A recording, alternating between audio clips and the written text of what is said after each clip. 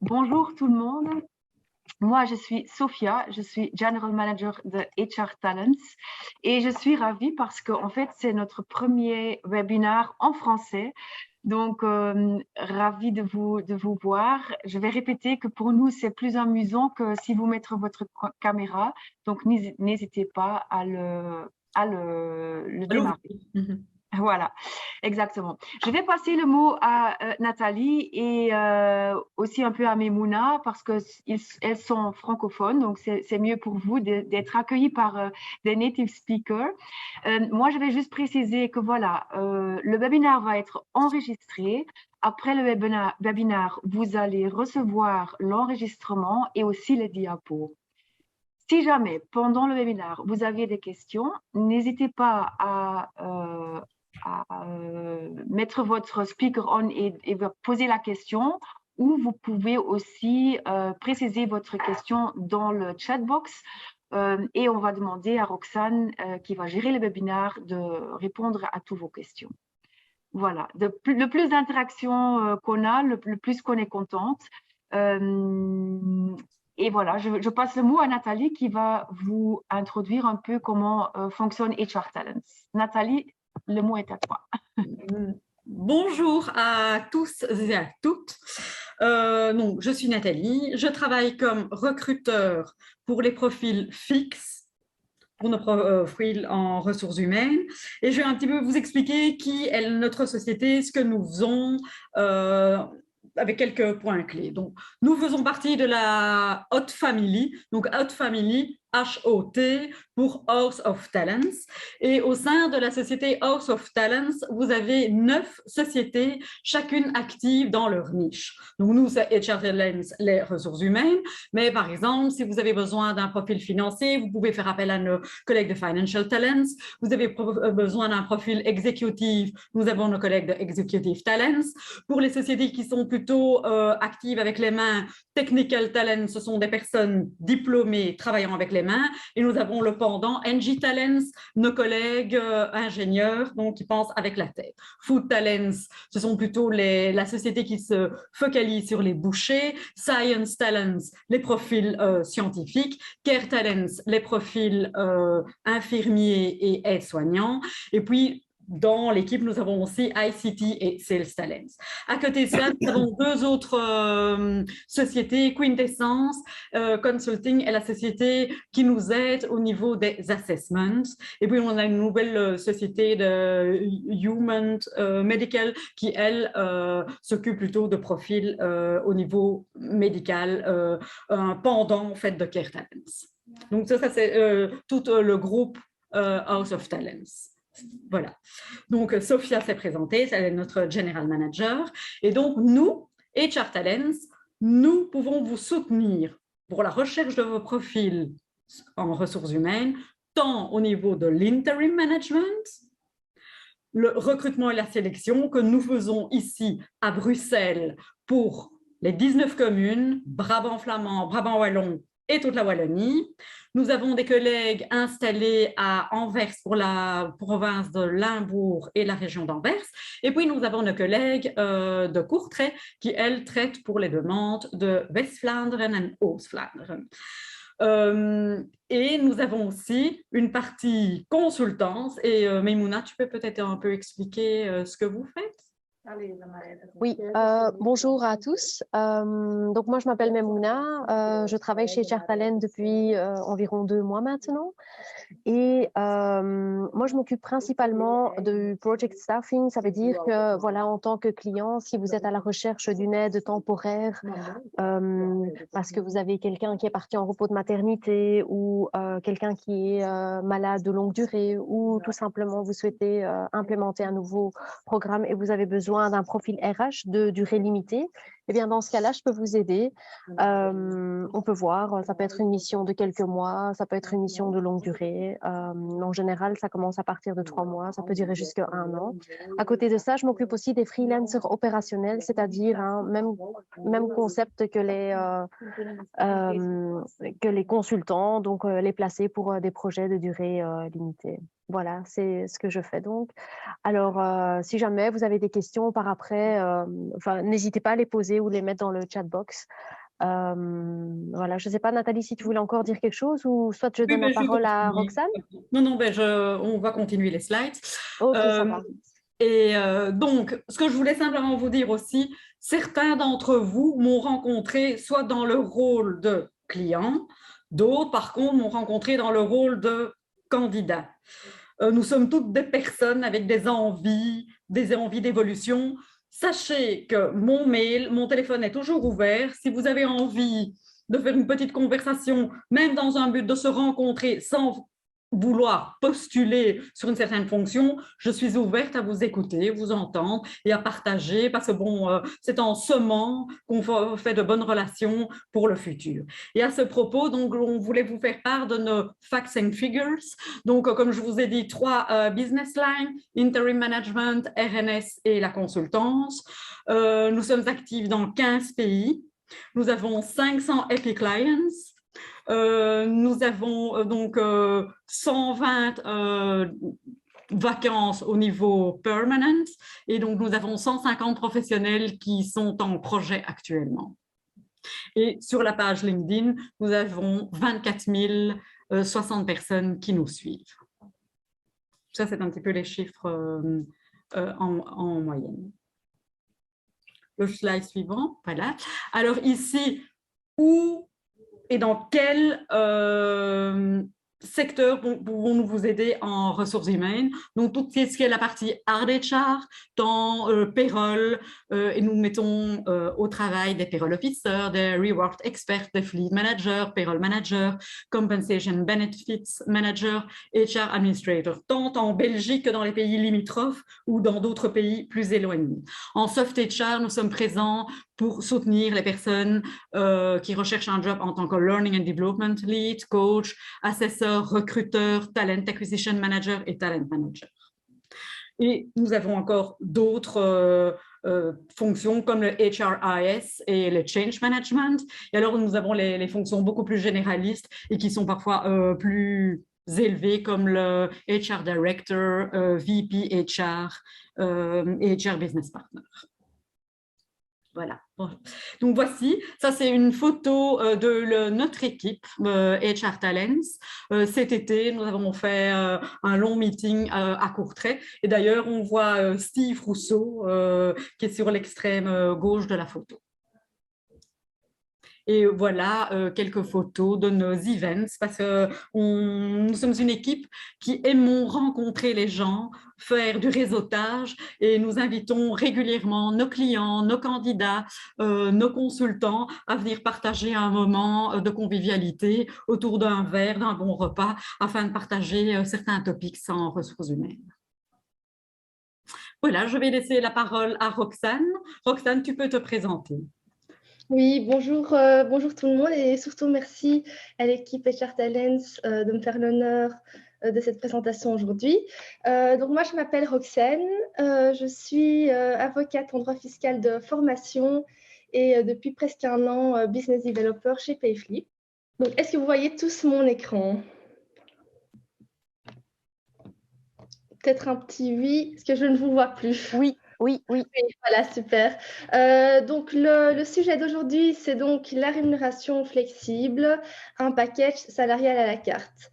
Voilà, donc les prochaines 45 minutes à 1 heure, donc nous allons parcourir donc les slides de ma présentation. Si vous avez des questions urgentes pendant la présentation, n'hésitez pas à les poser. Je ne vous verrai pas à partir de maintenant, donc n'hésitez pas à demander à Memouna ou Sophia de poser la question à votre place. Sinon, j'organiserai une petite session questions-réponses à la fin de la présentation. Donc, de quoi allons-nous discuter aujourd'hui? Nous allons commencer par répondre à la question importante, donc comment assurer une rémunération future-proof aujourd'hui. Nous allons ensuite parcourir 2 cas pratiques, l'un sur le plan cafétéria, l'autre sur le budget mobilité. Ensuite, discuter des tendances du marché. Et enfin, avant la séance questions-réponses, la mise en place pratique d'une rémunération flexible. Alors d'abord, un petit mot sur le contexte actuel, puisque l'ère actuelle est dominée par, on le sait tous, c'est pas nouveau, la guerre des talents. Alors même si c'est un phénomène qui connaît un pic aujourd'hui, actuellement, ce n'est pas un phénomène nouveau, puisque c'est un concept qui est déjà apparu dans les années 90 et qui désigne vraiment une tension sur le marché du travail entre, d'une part, une pénurie de ressources et de compétences, et d'autre part, la difficulté pour les employeurs à retenir leurs talents. Ensuite, nous nous trouvons dans une situation post-Covid, c'est assez relatif puisque nous faisons encore toujours affaire au Covid, malheureusement. Mais quelle est la situation aujourd'hui? De plus en plus de télétravail, par exemple. Qu'est-ce que les employeurs peuvent-ils faire ou mettre en place pour garder leurs employés engagés? C'est une question très importante aujourd'hui, aussi dans le contexte salarial. Ensuite, nous faisons face à une incertitude financière. Alors, pour les employeurs, il y a l'indexation salariale imminente, bien entendu, à partir de janvier 2023. Mais pour les employés, il y a également cette incertitude financière. Pourquoi? Puisque nous faisons face à une crise financière et économique, une inflation élevée et une hausse de prix conséquente, hausse des prix des matières premières, de l'énergie, etc., qui se traduit en fait par un impact conséquent sur le pouvoir d'achat des employés. Et alors ensuite, oui, les impôts élevés, ce n'est pas nouveau. Nous sommes en Belgique, tout salaire est fortement élevé. Et enfin, nous avons les prestataires tels que Netflix, Streams, Spotify, tous ces prestataires qui offrent des services sur demande. Donc, nous sommes vraiment dans une ère où toute personne est habituée à avoir des services sur demande. Et cette question, donc cette demande se traduit également dans le salaire. Donc, les employés veulent pouvoir composer leur salaire de manière indépendante, donc sur une base individuelle. Et donc, j'en viens à quelques chiffres, puisque one size does not fit all anymore. Nous ne pourrons pas plus proposer de salaire identique à chaque travailleur. Et c'est là qu'il ressort d'une étude récente que 70% des travailleurs belges ont indiqué vouloir composer leur propre package salarial. Ensuite, je l'ai déjà dit, nous sommes en Belgique, 54% du salaire des travailleurs belges va à l'État, donc aussi bien ONSS qu'impôts. Et enfin, la Belgique occupe, malheureusement pour nous, la 3e place des pays d'Europe dont les coûts patronaux sont les plus élevés. Alors, le but est d'avoir un package salarial à la carte qui soit fiscalement avantageux pour l'employé. Alors, quel est le principe de ce package salarial intelligent à la carte? Le principe premier est la neutralité budgétaire dans le chef de l'employeur. Donc, vous le voyez ici à gauche, nous avons un package salarial traditionnel, mon coût patronal qui est donc l'entièreté du salaire. On voit l'imposition du travailleur entre 50 à 60%, et le cash, donc le solde, donc le salaire net dans le chef de l'employé qui est donc minime. Donc, on arrive à un pourcentage entre les 40 et 50%. Le but est d'aller vers un package salarial qui soit intelligent. Donc, le coût patronal reste le même, ce qui veut dire qu'il n'y a pas de coût supplémentaire pour l'employeur. Par contre, en utilisant et en ayant un package salarial intelligent, on va diminuer l'imposition dans le chef du travailleur et le travailleur va recevoir un montant net qui est beaucoup plus élevé. Alors, nous allons y revenir par la suite. Donc, comment pouvons-nous arriver à une situation financière qui soit avantageuse pour aussi bien l'employeur et l'employé? Alors, pour commencer, quels sont les principes? Il y a 2 principes très importants dans le cadre de la rémunération flexible. Premièrement, on a la liberté de choix, puisque c'est vraiment d'abord l'employeur qui va choisir de rémunérer flexiblement, mais qui va donc établir un plan de rémunération flexible. Puis, Une fois que ça s'est fait, c'est au travailleur de choisir de participer ou non et d'opter pour des avantages dans ce plan de rémunération flexible. Et ensuite, nous avons ce principe de gagnant-gagnant, puisque dans le chef de l'employeur, il n'y a pas d'augmentation salariale, donc pas d'augmentation des coûts salariaux. L'employeur ne fera pas d'avantages financiers non plus, c'est plutôt dans le chef du travailleur, mais il s'agit d'un sacré boost à l'image de marque. Pour le travailleur aura affaire à une rémunération flexible, donc beaucoup plus avantageuse pour lui ou elle, et aura des avantages financiers en optant pour des avantages dans le cadre du plan de rémunération flexible. Alors aujourd'hui, nous avons deux grands piliers de la rémunération flexible. Nous avons d'une part le plan cafétéria et d'autre part le budget mobilité. Alors les deux ne sont pas à confondre. Pourquoi? Puisque dans le cadre d'un plan cafétéria, nous allons donner aux travailleurs la possibilité d'échanger leur prime de fin d'année, leur bonus ou autre budget contre des avantages. Dans le cadre d'un budget mobilité, on va laisser aux travailleurs la possibilité d'échanger leur voiture de société ou leur droit à voiture de société. Donc, le travailleur ne doit pas nécessairement avoir une voiture de société. Donc, ça, c'est un élément important dans le cadre de la budget mobilité, contre des options de mobilité.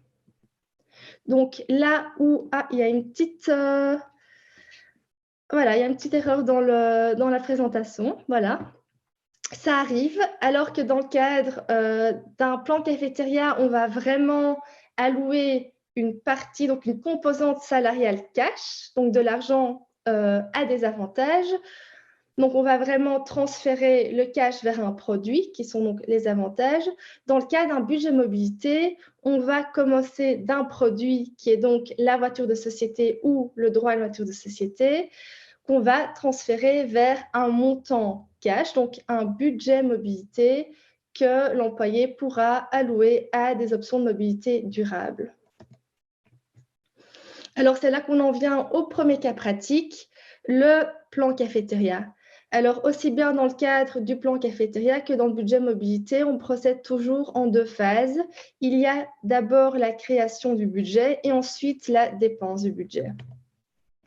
Donc, le plan cafétéria, comme je l'ai déjà dit, il y a une implémentation en deux temps. Donc, en ce qui concerne la création du budget.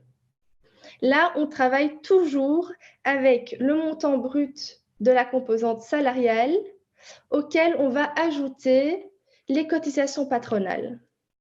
Ce qui veut dire que l'employé aura plus de budget à allouer à des avantages dans le cadre du plan cafétéria. Puisque si l'on prend par exemple une prime de fin d'année, en versant cette prime de fin d'année en décembre à vos travailleurs, vous aurez toujours cette composante d'ONSS employeur. Donc ici, dans le cadre du plan cafétéria, on va déjà l'ajouter au budget pour l'employé. Et ensuite, il y a cette deuxième phase qui est la dépense du budget. Avec ce budget qui sera donc plus élevé dans le chef du travailleur, le travailleur pourra choisir pour des avantages qui soient fiscalement avantageux. Tout le monde y trouvera son compte. Il y aura des avantages pour tout le monde et le plan sera aligné avec les valeurs de l'employeur. Alors, en ce qui concerne la création du budget, donc dans le chef de l'employeur, il n'y a pas d'augmentation du coût salarial, mais d'autre part, il n'y aura pas de bénéfice non plus. Donc, c'est vraiment l'avantage financier se fera vraiment dans le chef du travailleur. Alors, quelles sont les possibilités en termes de budget? Donc, nous avons la prime de fin d'année qui est donc le 13e mois. Pourquoi la prime de fin d'année est-elle très intéressante? Parce qu'elle est fortement taxée. Il y a ce précompte professionnel exceptionnel qui fait que l'employé ne recevra qu'un montant net, pas très élevé, disons. La même chose pour le bonus. Il y a encore une fois ce précompte professionnel exceptionnel qui fait que le montant net sera beaucoup moins élevé qu'un salaire mensuel brut, par exemple. Mais voilà, il n'y a pas que la prime de fin d'année et le bonus. Il y a également un pourcentage du salaire mensuel brut, donc ce qu'on appelle dans le jargon le salary sacrifice. Il y a également les primes sectorielles, etc. Nous, de notre côté, donc du côté de Payflip, on veut garder les choses simples, donc aussi bien pour l'employeur que pour les employés. Et donc, on recommande aux entreprises de travailler avec un, voire deux budgets dans le plan cafétéria que les travailleurs vont pouvoir dépenser. Et généralement, il s'agira de la prime de fin d'année puisqu'elle est fortement taxée et ou du bonus si jamais l'entreprise a implémenté une politique de bonus pour ses travailleurs. Alors, en termes de dépenses du budget, là, encore une fois, il s'agit vraiment de la liberté de choix. Donc, libre, premièrement, à l'employeur de décider quels avantages il souhaite implémenter dans le plan cafétéria et ensuite libre aux travailleurs de choisir pour les avantages. Donc ici, nous avons cité toute une série d'avantages, en commençant par les jours de congé extra-légaux. Donc là, généralement, on ira jusqu'à maximum 5 jours de congé. Nous avons le remboursement de l'épargne pension individuelle, qui est donc vraiment un avantage cash dans le chef de l'employé. Ensuite, nous avons tout ce qui est multimédia. Là, il faut toujours qu'il y ait un lien avec l'activité professionnelle en quelque sorte. Donc là, ce que nous avons, c'est le smartphone, le PC et la tablette, ainsi que leurs accessoires. Avantage très prisé dans le plan cafétéria est l'assurance santé, puisque là, nous avons l'assurance hospitalisation pour les membres de la famille et ou une assurance soins ambulatoire pour les employés et les membres de la famille. Donc, à voir si chez vous, vous avez déjà une assurance soins ambulatoire pour les employés uniquement, par exemple, vous pourrez inclure l'assurance soins ambulatoire pour les membres de la famille dans le plan cafétéria.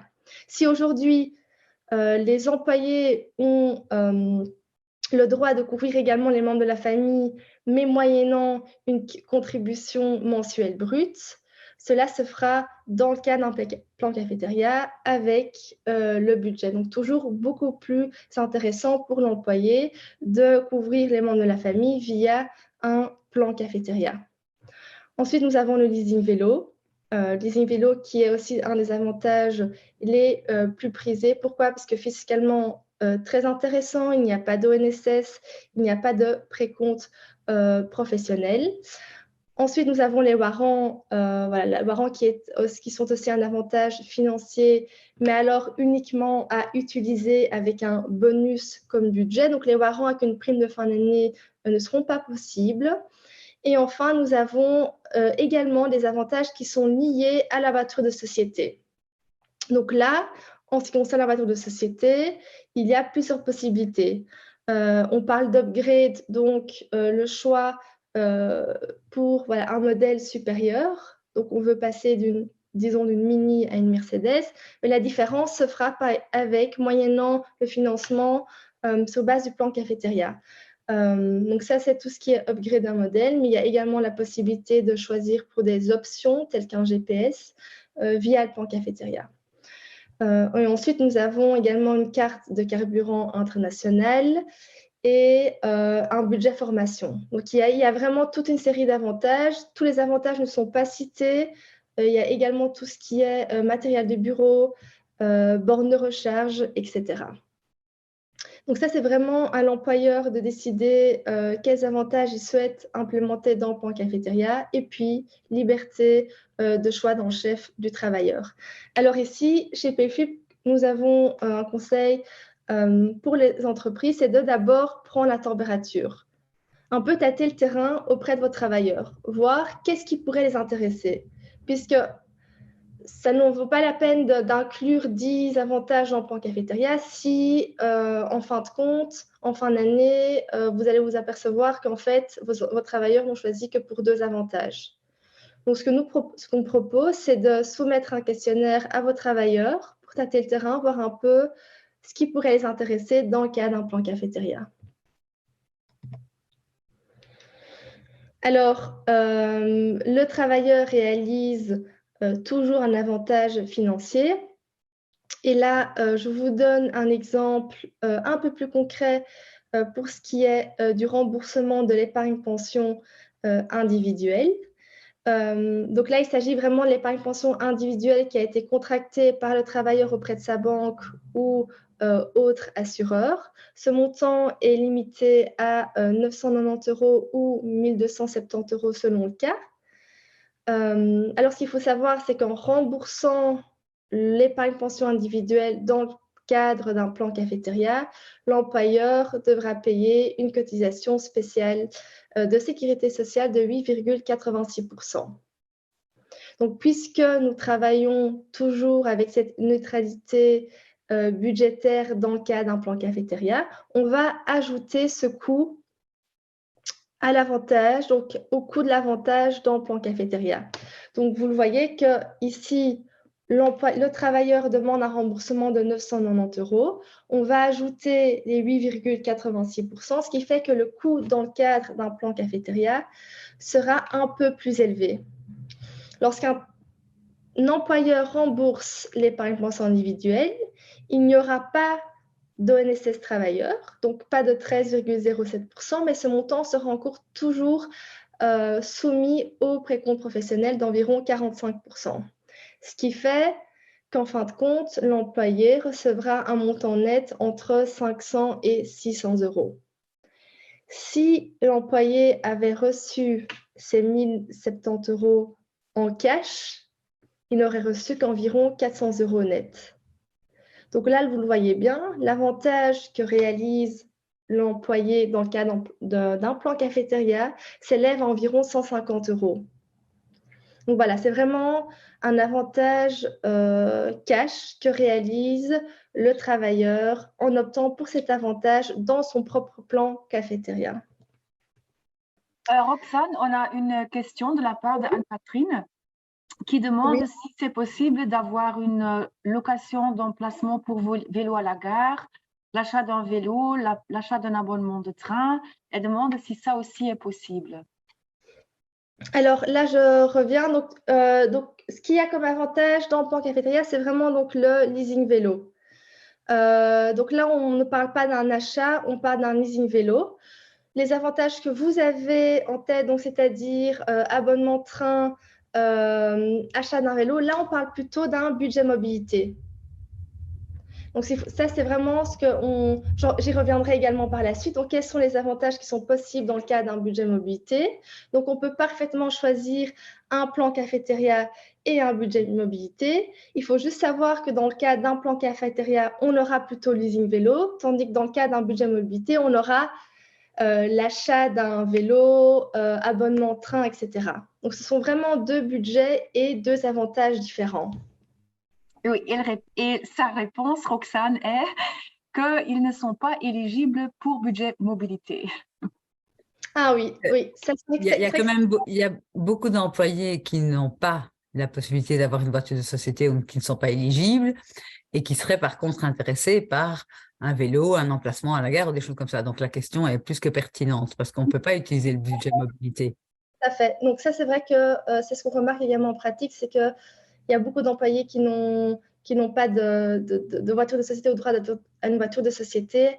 Alors, à ce moment-là, malheureusement, dans le cas du plan cafétéria, il n'y a que le leasing vélo qui est possible. Après, c'est vrai qu'on a remarqué que dans la pratique, il y a la commission de ruling, c'est-à-dire l'administration fiscale, accepte dans une moindre mesure tout ce qui est option de mobilité dans le cas d'un plan cafétéria. Mais puisqu'on a justement ce budget mobilité, voilà, elle n'est pas très fan, disons, si je peux le dire comme ça, voilà, d'implémenter ce genre d'avantages dans le cas d'un plan cafétéria. C'est clair pour vous alors, Anne-Catherine? Allô? Anne-Catherine, c'est clair pour vous la réponse? Elle ne m'entend pas, j'ai l'impression. Anne-Catherine, vous m'entendez? Moi, personnellement, je trouve que la réponse est très claire, mais donc ça veut dire qu'on met de côté toute une partie de la population dans une entreprise. parce qu'il y a quand même beaucoup de gens, il y a quand même beaucoup de gens qui ne sont pas éligibles Tout à fait. à une voiture de société. Et donc, et c'est souvent ces personnes-là qui sont le plus intéressées à essayer de tirer un bénéfice et un avantage d'un plan cafétéria. Et on ne leur donne pas la possibilité d'aller vraiment vers leurs besoins réels. Oui, tout à fait. Non, mais c'est une question très pertinente et ce qu'on essaie d'abord de faire, peut-être à rentrer trop en détail maintenant, mais ce qu'on essaie généralement de faire avec nos clients, c'est d'abord voir dans quelle mesure un budget mobilité pourrait tout de même être implémenté pour ses employés. Donc, revoir un peu la politique automobile d'aujourd'hui et l'améliorer pour demain. Mais en effet, on est en termes d'options de mobilité relativement limité dans le cas d'un plan cafétéria. Et voilà. on peut pas être un peu inventif? Alors, en ce qui concerne les avantages, alors ce qu'il faut savoir, c'est qu'aujourd'hui, il n'y a pas de loi sur le plan cafétéria, ce qui veut dire qu'en ce qui concerne les avantages qui sont intéressants, alors financièrement, fiscalement pour les employés, l'on se base sur les accords fiscaux de l'administration fiscale. C'est-à-dire qu'il y a eu plusieurs accords fiscaux qui sont publiquement accessibles. Il faut se baser en fait sur la pratique de l'administration fiscale, voir ce qui est possible. Donc, lorsqu'un employeur nous demande, ben voilà, nous on souhaiterait, en l'occurrence, je prends votre exemple, inclure un abonnement de train, cela est-il possible? Nous allons procéder à une analyse. On va vérifier si cela a déjà été accepté dans le passé par l'administration fiscale et vérifier si juridiquement et fiscalement parlant, c'est faisable. Après, il faut savoir que tout n'est pas possible dans le cas d'un plan cafétéria, donc on est assez limité sur ce plan-là. Donc, on est assez limité par, du coup, les accords de l'administration fiscale. Après, nous, on souhaite vraiment switcher vers les avantages qui sont listés ici et qui sont fiscalement intéressants et avantageux pour l'employé, vers des avantages qui ne sont pas nécessairement avantageux pour l'employé. Donc, par exemple, je pense à un abonnement de sport ou autre, mais qui serait quand même intéressant si l'on peut, par exemple, obtenir des réductions de ce prestataire-là. Donc voilà, on veut vraiment jouer sur cette flexibilité à partir de 2023, offrir des avantages qui ne soient pas nécessairement fiscalement intéressants, mais qui sont quand même intéressants pour l'employé puisqu'il préfère choisir pour des avantages avec son package salarial actuel. Mais à ce moment-là, on devra essayer de jouer sur, être inventif, comme vous le dites très correctement, essayer de trouver des réductions pour que ce soit encore toujours avantageux pour l'employé. Donc, c'est vraiment un exercice que nous faisons avec l'employeur. Donc, l'employeur nous dit vraiment, on est intéressé par ces avantages, cela est-il possible? On réalise une étude de faisabilité et puis on implémente si c'est faisable.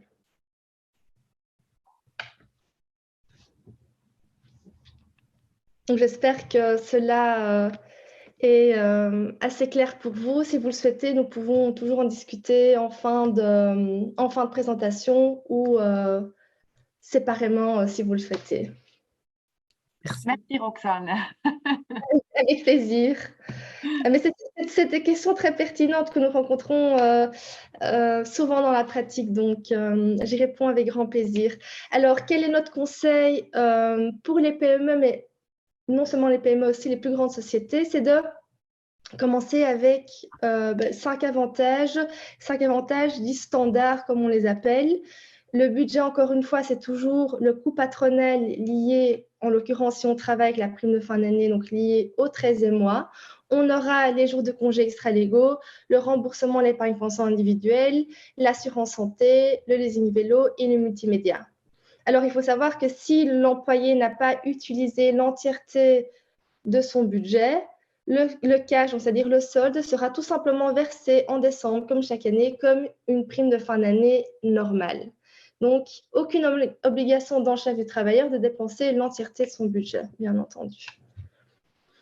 Donc là, on clôture le sujet du plan cafétéria et on switch vers le budget mobilité. Donc, encore une fois, on procède en 2 temps. Première phase, la création du budget et ensuite la dépense du budget. Donc là, quel est donc le budget dans le cadre d'un budget mobilité? On va travailler avec le TCO, donc, qui est donc le Total Cost of Ownership, qui est donc le coût patronal de la voiture de société dans le chef de l'employeur. La dépense, c'est-à-dire qu'avec ce montant TCO, qui est donc le budget mobilité, le travailleur aura la possibilité d'allouer ce budget à différentes options de mobilité durable qui sont d'autant plus fiscalement intéressantes. Et là, encore une fois, il y en a pour tous les goûts et les couleurs. Alors, un petit mot sur le calcul du budget. Donc, on parle de TCO, la voiture de société, mais ce n'est pas uniquement le prix de leasing, la voiture de société. On prend vraiment tous les coûts. Donc, prix de carburant, assurance, tout ce qui est taxes non déductibles, donc TVA, impôt des sociétés, sur les frais de la voiture de société qui sont non déductibles. Donc, tous ces coûts-là font partie du TCO et du budget mobilité du travailleur. Alors, quels sont les trois piliers? Il y a donc deux piliers donc les plus importants, puisque le pilier 3, c'est tout simplement le cash, donc le solde du budget. Le pilier 1, qui est la voiture respectueuse de l'environnement, une voiture hybride électrique. Là, quel est le traitement fiscal? C'est tout simplement le même traitement fiscal que pour une voiture de société. Donc, il y aura à nouveau un avantage de toute nature à reprendre sur la fiche de paye du travailleur. Par contre, quel est le pilier le plus intéressant pour le travailleur? C'est le pilier 2, qui sont les moyens de transport durable et les frais de logement. Puisqu'avec ce budget-là, qui est ni soumis à l'ONSS ni au précompte professionnel, l'employé pourra, par exemple, rembourser son prêt hypothécaire, payer son loyer, payer son abonnement de train, etc.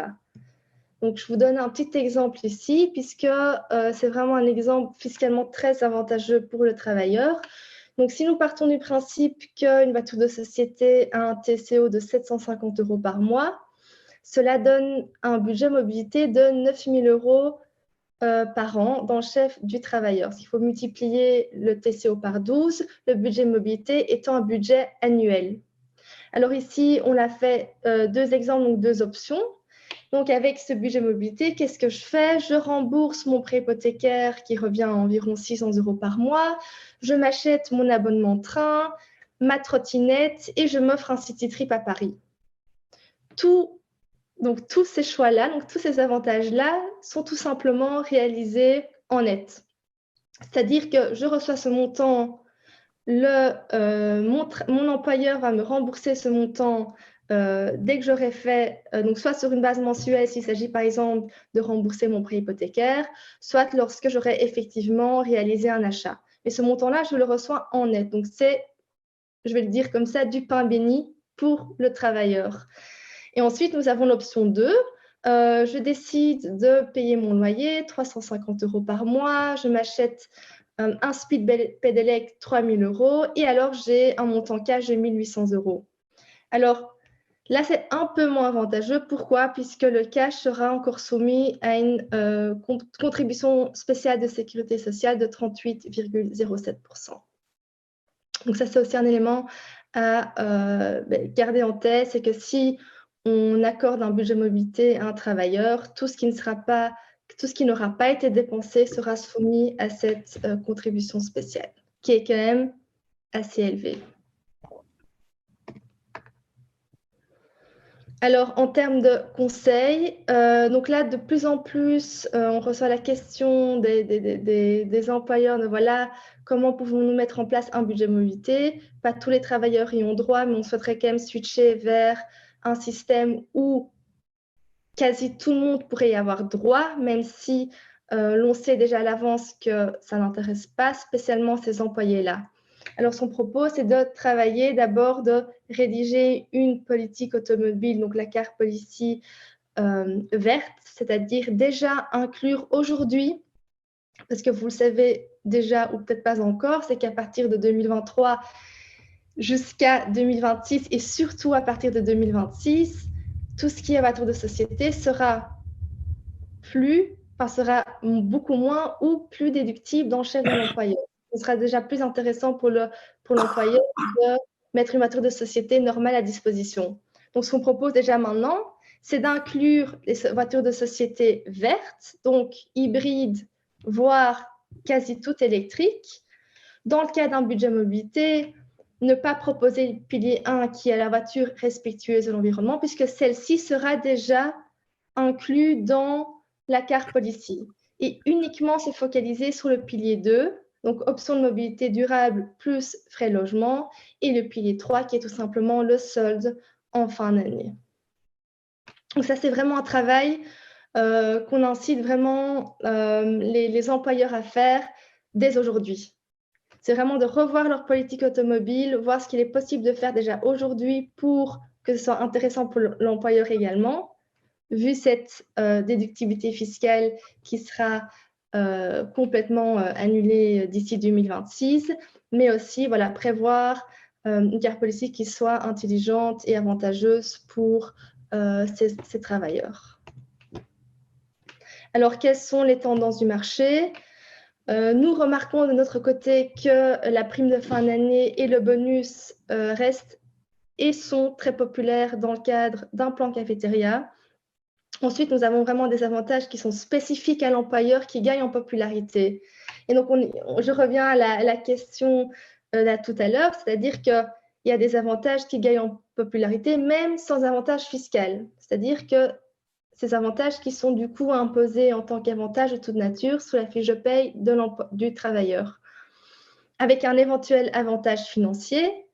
Donc, si on peut y trouver un avantage financier pour l'employé, tant mieux. Donc là, on parle de réduction obtenue par l'employeur, par exemple pour un abonnement de sport. Mais le but est vraiment de rendre le tout très simple pour le travailleur. Et alors enfin, on fait face à une nouvelle ère liée à la mobilité. Donc, le budget mobilité devient le complément nécessaire d'une politique automobile verte, comme déjà discuté. Et alors, qu'est-ce qui est du coup possible comme option de mobilité dans le plan cafétéria ? Nous avons par exemple la borne de recharge, le leasing vélo. Par contre, un downgrade de la voiture de société, voilà, ce n'est plus du tout d'actualité. Alors, comment… alors, ça, c'est… Roxane, Oui. désolée, on a une question, mais elle n'est pas tout à fait claire pour moi. Nathalie, c'est toi qui l'as posée, hein? Peut-être tu peux préciser. Oui, et c'est parce que je n'ai pas d'accent sur mon… Enfin bref, il y a deux sortes de voitures hybrides. Il y a les hybrides plug-in qui sont taxés d'une certaine manière, et puis alors il y a les hybrides où à force de rouler, ça recharge. Oui. Mais donc l'avantage fiscal, il est tout à fait différent entre une hybride, parce qu'on dit hybride, mais en fait, c'est deux systèmes de taxation différents. Mais là, vous parlez de la taxation dans le chef de l'employeur, la déductibilité à l'impôt des sociétés. Oui. Ah oui, tout à fait, oui. Donc là, en effet, donc il y a certainement, alors je ne connais pas les détails de la déductibilité fiscale à l'impôt des sociétés en fonction du type de voiture hybride, mais c'est sans doute le cas. Après, ça n'a pas nécessairement un impact sur le budget mobilité du… Enfin, si, ça aura un impact sur le calcul du montant TCO. Oui, énorme. Énorme. Donc ça, c'est un peu à voir, à vous. Voilà, donc quelle voiture hybride vous allez mettre à disposition, bien entendu, dans le cadre de votre mobile. À l'heure actuelle, c'est magnifique de dire qu'on va vers l'électrique. Et moi, j'ai plein d'employés qui vivent dans un appart dans Bruxelles. Je leur dis, voilà, je vous file une électrique. Ils me disent, c'est bien gentil, mais je ne sais pas la charger. Non, tout à fait. Vous avez entièrement raison. Mais le problème, c'est que, alors, on espère vraiment de tout cœur que le législateur va peut-être prendre les choses en main, puisqu'en effet, à Bruxelles, par exemple, il y a énormément, enfin, je dis Bruxelles parce que je suis moi-même de Bruxelles, un appartement, où va-t-on déjà garer ou recharger la voiture de société électrique? Donc, c'est déjà une première question. Donc, on espère peut-être avoir des éléments de solutions pratiques à l'avenir, dans un avenir proche. Mais en effet, malheureusement, les faits sont là. Il y a cette absence de déductibilité fiscale imminente qui a déjà été approuvée par une loi. Et ensuite, nous avons, dans le cadre du budget mobilité, le pilier 1 qui est la voiture respectueuse de l'environnement. Et voilà, ce sont des faits et malheureusement, oui, c'est des questions qui sont pertinentes, mais voilà, auxquelles malheureusement, il n'y a pas de contour à ce jour. Okay. Merci. Mais c'est vrai que c'est des questions voilà, qui reviennent aussi très souvent et parfois on se demande si le législateur a vraiment pensé à tout en rédigeant cette loi, mais on se rend compte que ça n'a donc pas été le cas.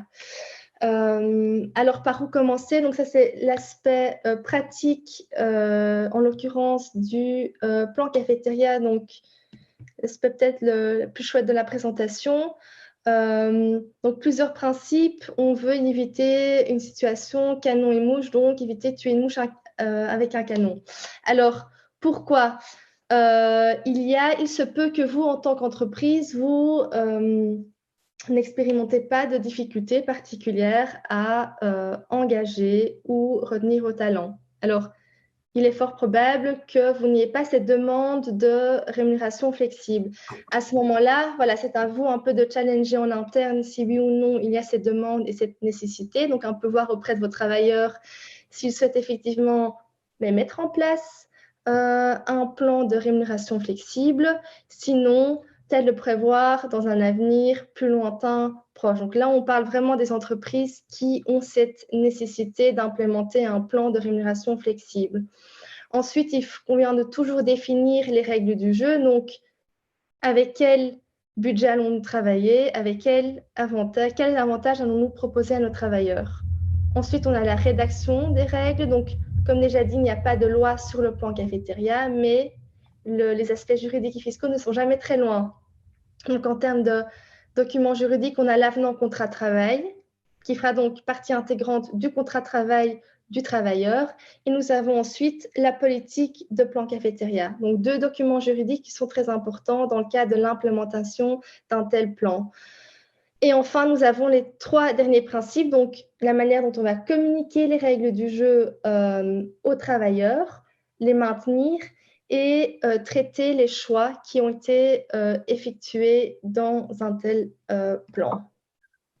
Et c'est là que je vous propose une petite démo de notre propre outil pour vous expliquer peut-être en pratique comment ça se passe et à quoi ressemble un tel plan pour vos travailleurs. Alors, j'espère que tout le monde voit mon écran. Ce n'est pas le cas. Levez la voix, s'il vous plaît. Donc, vous le voyez ici. Donc, ça, c'est le plan de cafétéria pour le travailleur. Donc, il commence avec plusieurs budgets. Donc, là, en l'occurrence, j'ai établi ce plan en choisissant, pour vous montrer vraiment toutes les possibilités, 3 budgets. Je me suis alloué un budget mobilité de 8 000 € sur l'année, une prime de fin d'année et un bonus cash, donc un bonus en espèces. Ce qui me fait en fait un pot, donc un budget de plus de 10 000 € que je vais pouvoir utiliser dans le cadre de mon plan. Vous voyez ici que les budgets ont déjà été activés. Alors, en ce qui concerne la prime de fin d'année, comme déjà dit, avant de pouvoir utiliser son budget dans le cadre d'un plan cafétéria, il faudra d'abord demander aux travailleurs de signer cet avenant au contrat de travail pour pouvoir activer ce budget. L'application, donc le plan qui ressemble un peu à une application bancaire, puisque ici, en choisissant pour des avantages, le travailleur aura une vue sur l'avantage net qu'il réalisera en choisissant pour cet avantage. Et enfin, il aura une vue sur les dernières transactions.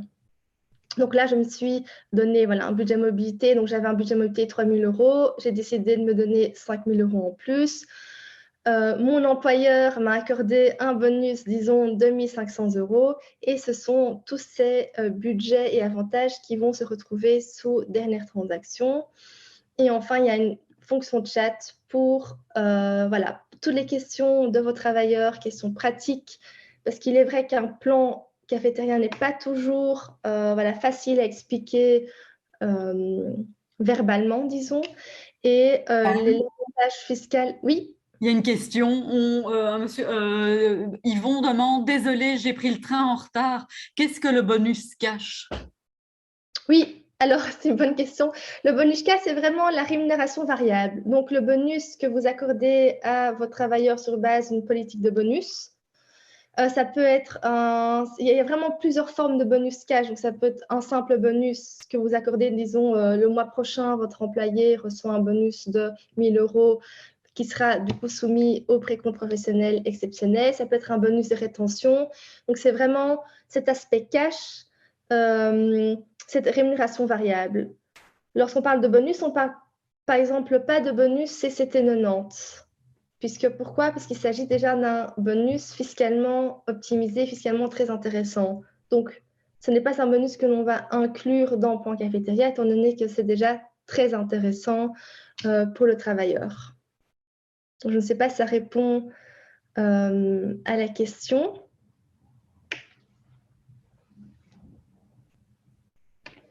C'était Yvon qui l'a posé, donc c'est Yvon qui doit répondre. Ok, c'est la notion de cash qui me surprenait. Dans mon esprit, cela voulait dire net. Oui, voilà, je peux préciser. Non, dans mon esprit, du cash, c'est ce qu'on reçoit pratiquement de la main à la main. Hein, quand on va au magasin, soit on paye en électronique, soit on paye en cash, et donc on paye en liquide. C'est pour ça que j'étais un peu surpris par cette notion. Mais voilà, on parle en fait d'argent, en fait. On ne parle pas d'autres avantages, quoi. Non, tout à fait. D'accord, ok, merci. Avec plaisir. Donc maintenant, en cliquant sur avantages, il faut toujours un petit temps. Voilà, top. Donc là, j'ai fait comme si j'étais mon propre employeur et je me suis donné plusieurs avantages. Alors ici, vous voyez, donc en termes de santé, donc assurance santé, on a mis Alan. Alors, je ne sais pas si vous connaissez Alan, assureur digital. Je ne vais pas faire de pub pour Alan maintenant, mais qui est donc un de nos partenaires. Donc, lorsqu'un employeur décide d'opter pour une assurance ambulatoire, cela est donc possible via Alan.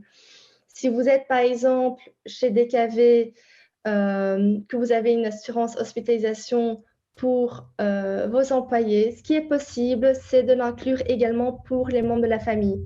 Alors, je dis DKV, mais il y a peu importe votre prestataire. Donc, ça peut être AG Insurance, ça peut être n'importe qui. Donc, c'est vraiment libre à vous.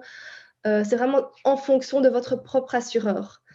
En termes de mobilité, donc là, on a le leasing vélo. Nous avons en l'occurrence une intégration totale avec O2O. Et ici, en ce qui concerne la carte de carburant internationale, nous avons DKV Mobility.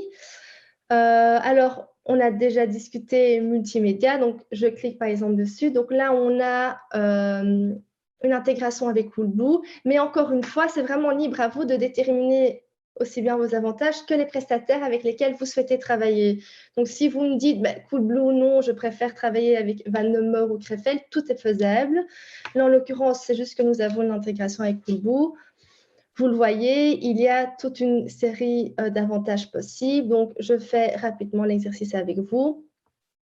En cliquant sur smartphone, par exemple, le travailleur recevra de plus en plus d'explications sur la commande du smartphone, la livraison, etc.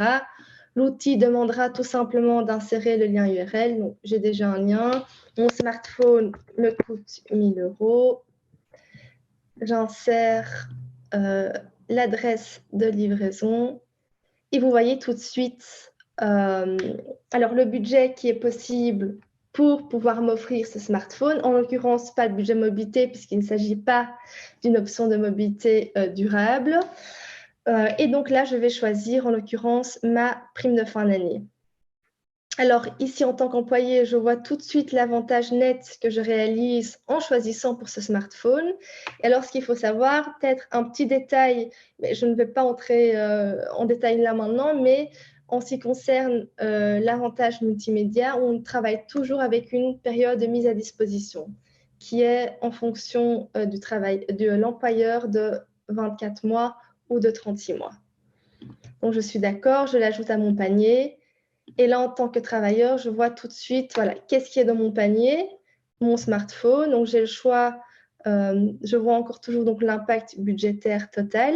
Je peux confirmer mon choix, je vois l'avantage net et je vois mon budget restant après le passage en caisse. Donc voilà, donc c'est très facile à partir du moment où un employé choisit pour un certain avantage, ça se traduit par une mention dans son panier. Donc ça, c'est pour le multimédia. Ensuite, cash. Voilà. J'ai une petite question sur le multimédia, si je peux me permettre. Oui, allez-y. Donc, vous dites que, si je comprends bien, le bien, hein, le téléphone ou peu importe, reste la propriété de l'employeur, mais est mis à disposition du collaborateur pour une période définie, par exemple 2 ans, c'est ça? Tout à fait. Donc, alors, le but… Du coup, Oui. deux choses. La première chose, c'est qu'il faut déclarer un avantage en nature, puisque certains de ces appareils sont soumis à un avantage en nature, PC, GSM, tablette, par exemple. Ça, c'est une chose. Et deuxième chose, qu'est-ce qui se passe après les 2 ans? Tout à fait. Alors, 2 questions. Je n'ai pas mentionné, je ne voulais pas aller trop en détail, mais en effet, en choisissant pour donc là, j'ai un PC, en effet, il y a premièrement un avantage de toute nature. Donc là, en l'occurrence, 6 € pour le PC, 3 € pour le smartphone et la tablette. Ce qui veut dire que le coût de cet avantage prendra en compte les cotisations patronales sur cet avantage de toute nature. Donc toujours pour garder cette neutralité budgétaire. Ensuite, c'est l'employeur qui payera la facture Coolblue, qui mettra à disposition du travailleur donc ce PC pendant, disons, 2 ans. Et au bout des 2 ans, l'employé devra racheter le PC à une valeur résiduelle. Cette valeur résiduelle qui ne sera pas, donc là en l'occurrence il s'agit de 20% du prix d'achat, qui ne sera pas à payer en espèces par le travailleur, mais qui sera considérée comme un avantage de toute nature sur la fiche de paye, donc pour que ce soit plus intéressant pour l'employé. D'accord, merci pour ces précisions. Avec plaisir. Donc n'hésitez pas si vous avez d'autres questions plus en détail par rapport aux avantages. Là, je survole certains avantages, donc n'hésitez pas. Donc le cash est tout simplement l'option par défaut. Donc si on accorde un bonus au travailleur, il aura soit le choix d'opter pour des avantages, soit il demandera, mais non, en fait, moi j'ai besoin de cet argent aujourd'hui, je souhaite qu'on me verse ce montant cash sur ma fiche de paye ce mois-ci. Alors, il suffira à l'employé d'indiquer le montant de son bonus ici. Ensuite, nous avons les dépenses du budget mobilité. Alors ici, c'est assez simple. Donc, il s'agit vraiment des dépenses du budget mobilité dans le cadre du pilier 2. Donc là, il s'agit de procéder à un remboursement des dépenses réalisées par le travailleur. On demandera tout simplement au travailleur de télécharger la preuve de sa dépense, d'indiquer le montant. Donc là, je n'ai pas, je vais vite faire ici. Si ça veut bien. Ah, top, top, top, top. J'ai acheté un abonnement, 500 €, je pense que c'est le prix d'aujourd'hui. Et je vais pouvoir le dépenser avec mon budget mobilité. Donc là, vous le voyez, l'outil, donc ça c'est une fonctionnalité que nous allons mettre à jour à partir de janvier donc 2023. Donc vous le voyez, l'avantage par rapport à un paiement cash n'est pas de 60 €. Donc il s'agit vraiment d'un avantage qui est beaucoup plus élevé. Et le montant qui sera déduit ne sera pas de 544, mais bien de 500 €. Donc ça, c'est vraiment un moyen pour le travailleur de gérer aussi bien son budget mobilité dans le cas du pilier 2 sur base d'une soumission de la preuve des dépenses ou dans le cadre d'un plan cafétéria.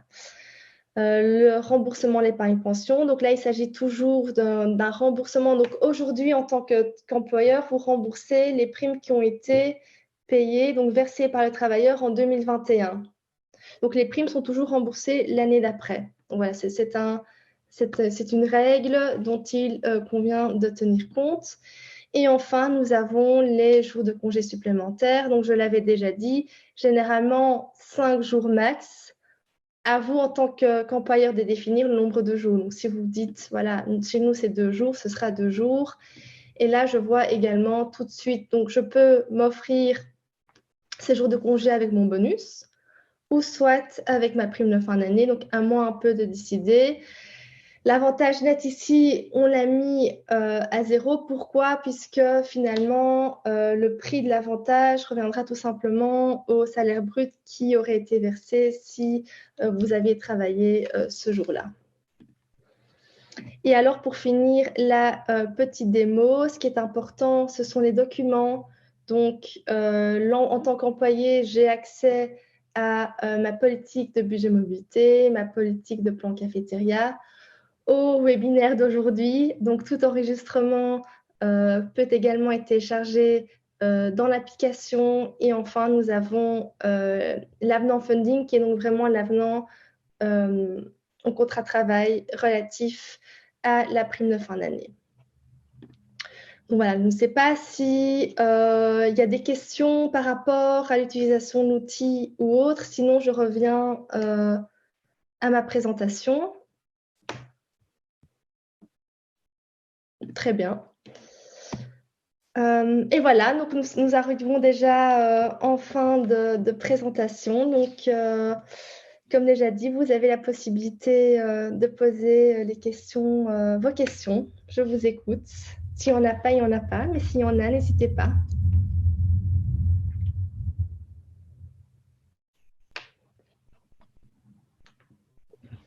Je ne sais pas si on m'entend ou pas maintenant.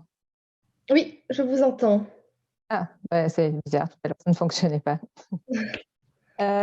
Mais moi, je reviens un peu sur cette question parce que c'est vraiment le gros casse-tête pour l'instant. Et justement, c'était ça que ça m'intéressait de suivre cette qui était du demeurant très, très chouette et très bien. Même si le temps était… Par contre, je ne vous entends plus trop. Le son… Oui, mais le son n'est pas très élevé. Alors, attendez. C'est votre micro, Anne-Catherine, en fait. Il faut juste tenir le micro à côté de votre bouche. Je pense que ce sera mieux. C'est ça. Ça va mieux? Oui, essayez encore une fois. Oui, je demande si ça allait mieux. OK, on vous écoute. Oui, voilà. Donc, moi, la question, c'est de me dire, mais qu'est-ce que vous conseillez ou quelles sont vos solutions justement pour les sociétés qui n'avaient pas de voiture ou qui n'offrent pas de voiture? Bon, nous, on est un bureau de consultance environnementale, donc c'est hors de question d'avoir des voitures ou d'en offrir. Par contre, une mobilité flexible et douce, oui. Et au jour d'aujourd'hui, on est vraiment dans une impasse pour gérer les frais de mobilité de la manière la plus optimale. Donc, je ne sais pas si vous m'entendez toujours bien avant que je continue. Oui. D'accord, super.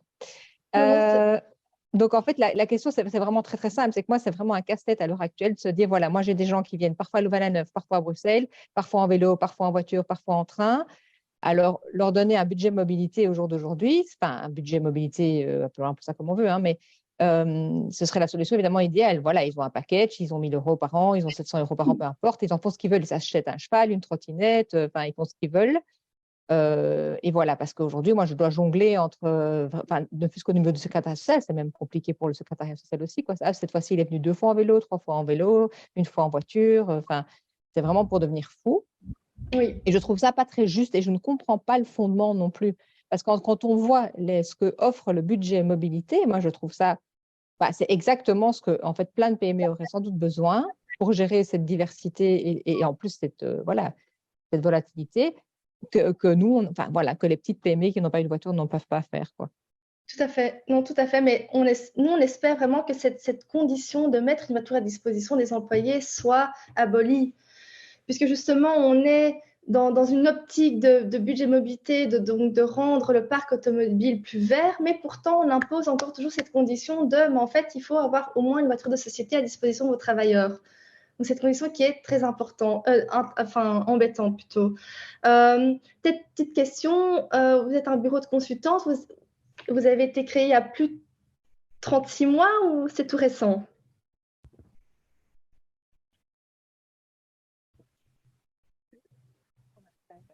On vous entend pas, Anne-Catherine? Non. Non, ça marche pas. Il faut prendre le micro.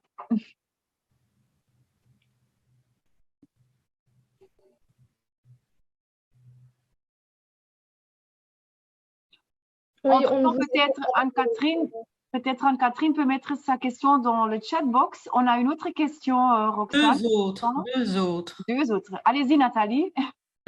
Donc, Fabienne demande, est-ce que ce budget est transférable à l'année d'après ou est-ce que le solde est payé en cash en fin d'année? Alors, c'est la deuxième réponse. Donc, chaque année, le travailleur commence avec un nouveau budget. Le solde en décembre sera tout simplement versé en cash aux travailleurs. Alors, Mata, elle a une autre question. Elle demande, j'ai également une question. Comment suivre les différences de choix au niveau du payroll? Votre outil est-il intégré avec le logiciel de paye du secrétariat social? Alors, très bonne question. En ce qui concerne le payroll, donc nous, on s'occupe du payroll mensuel, donc tout ce qui doit être communiqué tel qu'un smartphone et l'avantage de toute nature sera communiqué à votre secrétaire social. Une intégration, alors il n'y a pas d'intégration en tant que telle, mais nous travaillons avec en fait tous les secrétaires sociaux de Belgique et on travaille sur base, donc par exemple SD Works, là on a accès, on leur demande d'avoir accès à votre plateforme HR à partir de laquelle on va vraiment insérer les données de vos travailleurs. Donc données, je dis données, mais données uniquement dans le cadre d'un plan cafétéria. Quand je parle d'autres secrétaires sociaux tels que Securex, par exemple, là, on travaille avec des fichiers Excel que nous communiquons mensuellement à Securex. Donc, on a déjà établi il y a quelques années un lien avec tous ces secrétaires sociaux. Donc, eux connaissent notre manière de fonctionner. Et donc, lorsqu'on onboard, donc lorsqu'on veut lancer un plan cafétéria pour un client, on prend préalablement contact avec votre secrétaire social. On leur dit, ben voilà, X souhaite implémenter un plan cafétéria chez Payflip. Voici la manière dont on va fonctionner. Et voilà, ça roule. Voilà, ça se passe comme sur des roulettes. Donc, il n'y a pas de... Il n'y a pas de souci à ce niveau-là. Alors, Catherine est revenue vers nous en disant voilà, qu'elle a des problèmes de connexion et elle dit donc sa société en consultance environnementale a 15 ans. Oui, c'est ça. Alors, c'est vrai que c'est une question, ça nécessite vraiment ça nécessite une certaine réflexion, donc je ne vais certainement pas pouvoir y répondre là en 2 minutes. C'est vrai que cette condition est très importante pour les entreprises qui ont été constituées il y a plus de 36 mois. Pourquoi? Puisque pour les entreprises récentes, c'est-à-dire celles qui ont été constituées il n'y a pas plus de 36 mois, là, le législateur demande uniquement qu'au moment de l'implémentation d'un budget mobilité, il y ait au moins une voiture de société mise à disposition du travailleur. Par contre, là, ce qu'on remarque, c'est que le législateur n'a pas dit pendant combien de temps. Donc, nous, à ce moment-là, pour ces sociétés récentes, on leur conseille de tout de même mettre une voiture à disposition, mais pendant une durée limitée, disons. Donc, pendant 3 mois, le temps d'avoir cette ATN sur la fiche de paye. Il y a également une autre déclaration pour la voiture de société à soumettre. Et alors, simplement, voilà, prévoir qu'après ces 3 mois, voir évidemment avec le travailleur ce qu'il en pense, mais de mettre un terme à cette voiture de société, de switcher en fait entièrement vers un budget mobilité.